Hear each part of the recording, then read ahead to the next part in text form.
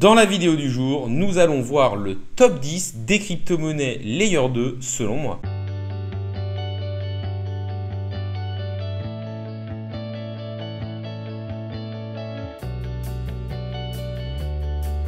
Salut à tous, c'est Inspecteur Crypto, bienvenue dans la vidéo du jour qui va être un top 10 des crypto-monnaies de Layer 2. Une Layer 2 ou une seconde couche, c'est tout simplement un applicatif de seconde couche qui va venir s'appliquer au Layer 1 ou à la couche 1, qui va être une blockchain comme par exemple Ethereum, Bitcoin, Solana ou Avalanche, et qui va essayer de l'aider dans une de ses failles. La plupart des Layer 2 actuels sont au niveau de la scalabilité d'Ethereum. Ils vont venir s'implémenter sur Ethereum avec leur deuxième couche afin de désengorger le réseau principal pour pouvoir aider à une meilleure scalabilité du réseau Ethereum et aussi permettre de faire des transactions à moindre frais. N'hésitez pas à liker la vidéo, à commenter pour me dire selon vous quel est le meilleur Layer 2. N'hésitez pas non plus à vous abonner, ça récompense le travail que je fais au jour le jour et ça permet de faire grossir la communauté. Mais passons tout de suite sur le thème de la vidéo du jour, à savoir le top 10 des crypto-monnaies Layer 2. 10e, ImmutableX. ImmutableX est une solution de Layer 2 ou une seconde couche pour les NFT et le gaming sur Ethereum. Cela va permettre donc de trader, minter et échanger des NFT rapidement et simplement. Leur gros point fort, c'est une forte scalabilité et des frais bas, ce qui donne des transactions quasi instantanées. Il faut savoir que c'est cette caractéristique qui lui permet d'être spécialisé au niveau du gaming et des NFT. En effet, lorsque vous jouez à un jeu, vous allez faire énormément d'interactions et il faut que ces interactions soient faites rapidement et à faible coût ou même quasiment gratuitement. Le point faible de ImmutableX, c'est qu'il ne supporte pas les contrats intelligents d'Ethereum, ce qui le limite énormément. Et c'est aussi sa spécialisation qui fait qu'il a une TVL peu élevée aux alentours des 100 millions de dollars. 9e, Loopring. Loopring est un ZK Rollup qui est aussi une infrastructure d'échange décentralisée qui a son propre DEX. Leur point faible, c'est qu'ils ont une TVL et une adoption assez faible. Seulement 88 millions de dollars par rapport à d'autres Layer 2 qui ont plusieurs milliards. Il faut savoir qu'ils vont processer les données à l'extérieur de la blockchain, ce qui va rajouter une certaine couche de centralisation. Leur objectif est de maintenir une forte scalabilité. Autre chose à savoir, c'est que l'équipe de Loopring travaille aussi sur Taiko, qui est un autre Layer 2 compatible avec Ethereum. 8e, Linea. Linea est une Layer 2 ZK Rollup qui permet d'avoir des frais bas tout en bénéficiant de la sécurité d'Ethereum. Il faut savoir qu'ils sont actuellement en testnet. Ce protocole va permettre aux applications décentralisées d'Ethereum de migrer sans faire de modifications. Il est donc EVM compatible. Il faut savoir que Linea est créé par la société Consensus qui est derrière le projet MetaMask, ce qui en fait quand même un projet solide backé par une solide institution dans le monde des crypto-monnaies qui n'est autre que le wallet le plus utilisé. 7e, Mantle Network. Mantle Network est un Layer 2 proposé par BitDAO, donc l'échangeur Bybit. Il faut savoir qu'il permet des frais faibles et sécuritaires tout en étant compatible avec la machine virtuelle d'Ethereum, ce qui permet d'attirer énormément de développeurs. Pour l'instant, le Mantle Network est en testnet, mais vise une architecture modulable, c'est-à-dire qu'il y aura plusieurs composants spécialisés qui permettront une forte scalabilité avec des frais faibles tout en restant sécuritaire. 6e, Scroll ZKP. C'est un ZK Rollup qui vise à être la solution native de mise à l'échelle d'Ethereum. Un ZK Rollup va utiliser la technologie du Zero Knowledge Proof qui permet de prouver une chose sans la montrer. Cela permet de garder de la confidentialité tout en ayant une forte scalabilité. Il faut savoir que Scroll vise à être EVM compatible. Ça va donc agir sur la scalabilité d'Ethereum tout en ayant la sécurité. Il faut savoir que pour l'instant, Scroll est en testnet et qu'on parle de possibles rumeurs de airdrop. Vous pouvez aller regarder ma vidéo que j'ai faite sur le testnet de Scroll ZKP si vous voulez plus d'informations. Il faut savoir que ce projet va processer les transactions en dehors de la blockchain et poster des preuves sur la blockchain. Ça leur permet d'avoir des coûts plus faibles, mais ça rajoute une certaine centralisation et un certain degré d'attaque. Cinquième, Optimism. Optimism est un Layer 2 Optimistic Rollup. Un Optimistic Rollup va prendre en compte que l'ensemble des transactions sont valides. Et ensuite, il va laisser un délai, qui dans ce cas-là est de 7 jours, pour que les personnes puissent contester la véracité des informations. Le principal point fort d'Optimism, c'est la hype qu'on a eu dessus grâce à son airdrop et aussi la grosse TVL de plus de 800 millions de dollars qu'il a réussi à attirer. Il est pour l'instant 6e au niveau des écosystèmes et 2e au niveau des Layer 2. Il permet d'avoir une forte scalabilité tout en bénéficiant de la sécurité d'Ethereum à faible coût.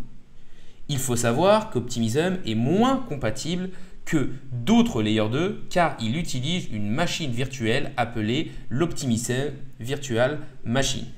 Il faut aussi savoir que ces données sont stockées sur la blockchain, ce qui permet plus de décentralisation et une très forte sécurité. Quatrième, Arbitrum. Arbitrum est aussi une seconde couche qui utilise la technologie des Optimistic Rollup. Il permet donc d'être moins cher en utilisant et en ayant la sécurité du réseau Ethereum. Son principal point fort, c'est qu'il a une énorme TVL, c'est-à-dire de l'argent bloqué dans ses contrats intelligents. Une TVL supérieure à 2 milliards de dollars, ce qui en fait le quatrième écosystème et le plus gros Layer 2 en termes de TVL. Il faut savoir qu'il y a aussi plus de 300 applications décentralisées qui sont déployées sur Arbitrum. En effet, ces applications sont très faciles à déployer car Arbitrum est très fortement compatible avec la machine virtuelle d'Ethereum. Son token, le ARB, est principalement utilisé pour la gouvernance. Il faut savoir que sa grosse différence avec Optimism est que ces données sont stockées hors blockchain, ce qui rajoute donc de la centralisation et baisse un petit peu la sécurité. Troisième, Starknet.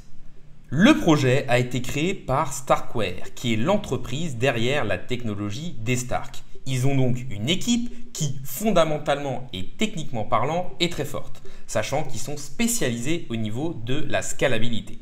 Starknet est un Layer 2 ou une seconde couche ZK Rollup qui a une compatibilité faible avec Ethereum. En effet, ils ont leur propre langage de programmation qui est le Cairo, ce qui fait que l'écosystème n'est pas très abordable pour un développeur qui va devoir réinventer et surtout réapprendre un langage de programmation. C'est ce qui explique la faible TVL ou Total Value Lock au niveau de Starknet qui est actuellement aux alentours des 13 millions de dollars mais qui est en train de monter fortement. En deuxième position, nous avons ZK Sync. ZK Sync est un ZK Rollup compatible avec l'EVM. Pour l'instant, sa TVL n'est pas très élevée, 161 millions de dollars. Mais cette TVL est sûrement due aux fonds qui sont là pour la possible rumeur de airdrop. Si vous voulez plus d'informations, n'hésitez pas à aller regarder ma vidéo au niveau de l'airdrop possible de ZK Sync, que ce soit sur son testnet ou sur son mainnet. Ils ont donc une technologie qui est faite pour la scalabilité tout en permettant l'expérience développeur assez facile vu qu'ils sont compatibles avec l'EVM Machine. Ils ont aussi un écosystème qui est grandi et qui est plutôt intéressant. Premier, Polygon. En effet, Polygon avec son token Matic est un couteau suisse qui va supporter toutes les technologies Layer 2. Il va donc être très utilisé et aussi permettre un set de modules assez élevé pour l'ensemble des développeurs et des applications décentralisées. Concernant les technologies, on va avoir Polygon Proof of Stake qui est un Layer 2 d'Ethereum qui, via sa sidechain, va pouvoir désengorger le réseau d'Ethereum. On va avoir le Polygon Edge qui est un set de modules. On va avoir la Polygon ZK EVM qui va être un ZK Rollup compatible avec la machine virtuelle d'Ethereum. On va aussi avoir le Polygon Avail qui est un protocole qui va permettre d'enregistrer les données pour une autre blockchain. On va avoir le Polygon Maiden qui est un ZK Rollup pour les contrats intelligents arbitraires. Autre projet et technologie, le Polygon 0 qui vise une scalabilité horizontale. Et enfin, on va avoir le Polygon Nightfall qui est un optimistic rollup hybride. Ce qu'on voit, c'est que Polygon est partout au niveau de la scalabilité d'Ethereum, que ce soit au niveau des ZK Rollup ou au niveau des Optimistic Rollup. Ils peuvent donc capturer une énorme part de marché et en plus, ils sont très sécuritaires car c'est un projet qui a déjà une forte market cap et une forte adoption. Il faut savoir qu'ils ont énormément de partenariats dans le Web 2.0, comme par exemple Starbucks ou Adidas, ce qui permet une forte adoption. Cette technologie est compatible avec Ethereum, ce qui permet d'attirer énormément de développeurs et d'applications décentralisées. Il faut savoir qu'actuellement, on a aux alentours de 40 000 applications sur le réseau Polygon. Ils ont une TVL très élevée et surtout, Polygon, c'est une plateforme décentralisée qui travaille sur la scalabilité d'Ethereum et qui vise une amélioration de l'expérience utilisateur. En effet, actuellement, quand on va sur la blockchain Ethereum, ça peut être assez compliqué pour un novice de s'y retrouver. Le but de Polygon est de simplifier tout ça pour avoir une expérience utilisateur et développeur la plus simple possible.